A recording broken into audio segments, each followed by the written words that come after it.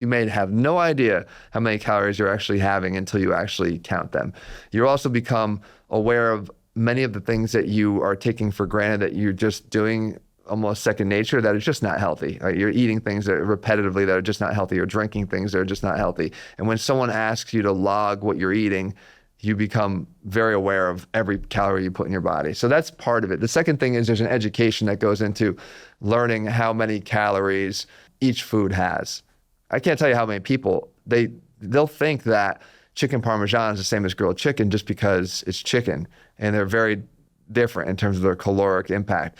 So educating yourself about what those macronutrient profiles look like for whatever food you're having is part of the process too. Because ultimately where you want to be able to get to is, can you make equivalent swaps in your head on the fly wherever you are, right? That would be nutritional freedom. As far as what that day would look like, what I try to do is I try to build my base around protein. I always have.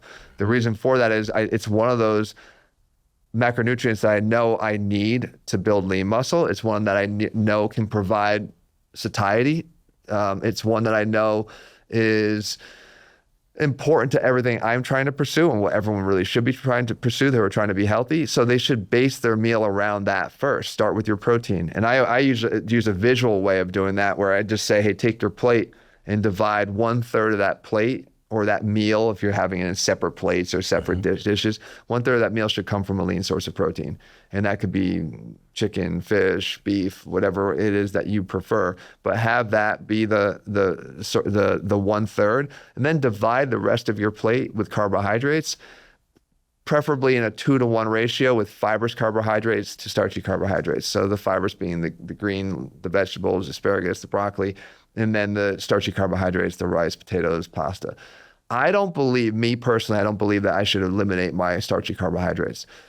Again, inherently I'm an athlete, and I know that that's served a very important purpose for me, for energy, for fuel resources, for glycogen, for my muscles, that I don't avoid that. Plus I know that I could never long-term restrict myself from carbohydrates. So when I started out, I said, I have to adopt a plan here that I know I can stick to. If it was taking away pasta and taking away oatmeal and taking away the things, there's no way that I could sustain that. So I don't think that people should try to start out on some change to their diet where they're restricting foods they know they're never going to be able to maintain long-term or keep away long-term. So that if you can learn to manage them and eat them in a way that's more controlled, because the rest of the stuff on your plate is actually helping to minimize your cravings for that, or controlling your portion sizes there. That's the long-term goal, I think. And then overarching over all that, calorically, just because it's a fact of nature, fats are more calorically dense than carbohydrates and proteins. So just be aware of your fats. I know a lot of people who go down the path of healthy eating, and they're putting olive oil on everything and avocado on everything, because they're healthy foods, but they're putting so much of it because they want to feel like they're doing the healthy thing. But you're also skyrocketing your calories. So you have to at least be aware where and how you're applying your fats, because calorically they will add up. I have nothing against fat. I think everybody should have it. I think it should be part of every meal. I'm just saying you need to be aware of your fat content. I try to go low sugar as much as I possibly can. I try to avoid processed foods. I try to avoid blatant sugars unless it's my birthday and I'm having my carrot cake. But for the most part, that's really your only quote unquote. That's not my only, that's become an urban myth a little bit. Maybe I'll have it twice a year, but no, I really try not to indulge in those things, but I'm not missing it. I really enjoy it when I have it, but I'm not depriving myself of it along the way. If people felt deprived and have it more often, I could have a piece of carrot cake once a week and probably not have anything happen to my physique. So the fact that I don't is just really more out of habit than anything else. But if you're in a plan where you feel so deprived that you're pulling your hair out and you're trying to, like, the first chance you get to just jump off your diet and eat all the things that you really were keeping yourself away from, then you're on the wrong plan. So I think that no matter what it is, whether it be keto, whether it be what I guess you'd call this a bodybuilder style diet that I eat, or I call it clean omnivore. There you go. You know, like you're not, like I basically eat the same as you, although I suppose I probably be a little high on the fat sometimes, just because I mean, I love, nuts and Yeah. Parmesan cheese and a little bit of butter and some olive oil and stuff. Which are all good foods. It's just that calorically there's an impact there. And if you're going to eat them, what I always recommend people do is, again, you could just cut back a little bit on some of the other portion sizes to accommodate calorically for what you're doing. But I do think that concept of the equivalent swaps is big, because if you learn to eat the way I just suggested, and there's no magic behind what I do, it's just I've been very consistent with it, is that you'll be able to make swaps when you go anywhere. What's a protein I could have here today? What's the restaurant have? Oh, they only have pork chops. Okay, fine, I'll have a pork chop. Like you're visually just replacing equivalents on the plate. Sometimes it doesn't always work. I just did a video where I talked about a steak and a grilled chicken breast are potentially the same protein in terms of the protein content, but they're not the same calorically because the steak has a lot more fat than the chicken breast does. So you might have a smaller steak to make that equivalent swap out. But that's only going to come through your understanding and knowledge of the foods and what they contain. So that early phase of learning what they have is important there. But ultimately, nutritional freedom comes from the ability to be consistent with what you do. I talk a lot about the fact that we can get to the gym, we can train for an hour. It's not easy for people, especially to do it at a high enough intensity level, but we can train for an hour, go home and feel like I did my work today. I feel good. I did what I was supposed to do. Great. Your nutritional job just started. You now have to figure out, how do I navigate the next 23 hours, whether I'm asleep or I'm awake, but how am I going to navigate the next 23 hours? Because that's what nutrition is. That challenge is infinitely harder. And the reason why a lot of people struggle with their weight is because they have to figure out how to get that right and do that in a repeatable way, day in, day out, day in and day out. And I've been doing what I've been doing here now with my nutrition approach for 30 years. 30 years. So when people ask me, is it hard?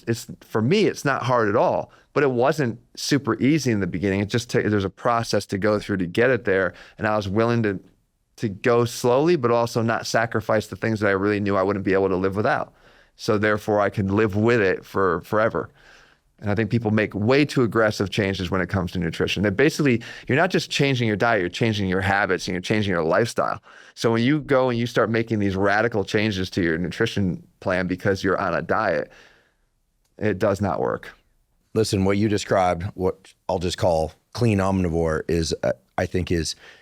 it's just an awesome way to approach nutrition for a couple of reasons. One, it works. Like you said, it's flexible. Even with travel, you can always make some adjustment toward that. It handles the protein needs thing pretty much on its own. I mean, you have to make sure you eat enough of those meals and enough protein. But as you were saying it, I realized that it gets people, if they adopt this mindset that you have for nutrition, it gets them out and away from the marketing-based draw of nutrition, because people say like, oh, like protein bar or, high protein yogurt. And listen, there's some great yogurts. I love Bulgarian yogurt. It's like Greek yogurt. It's great. Bulgarian yogurt. No disrespect to the Greeks. Love Greek food, by the way, too.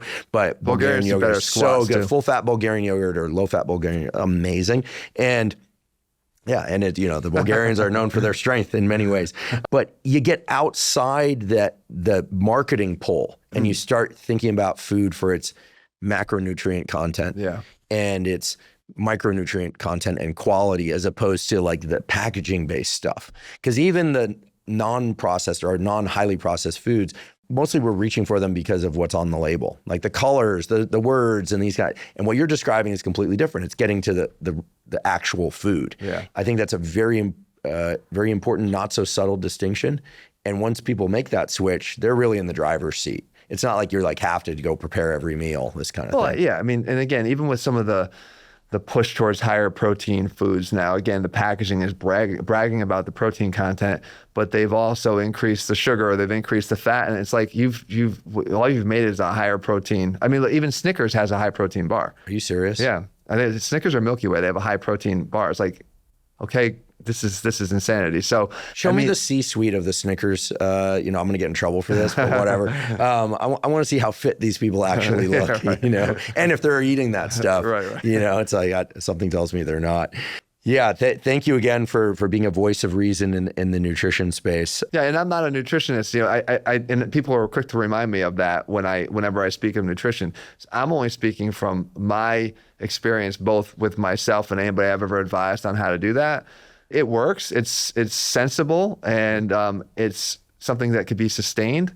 So for me, that's what's most important with nutrition. And again, I don't fixate on any one particular way. If doing keto works for you, great. As long as you can sustain your eating that way, great. Because all we're trying to do is manage our weight long term and not sacrifice other elements of our health in the process. So if it works for you, cool. But this is what's worked for me.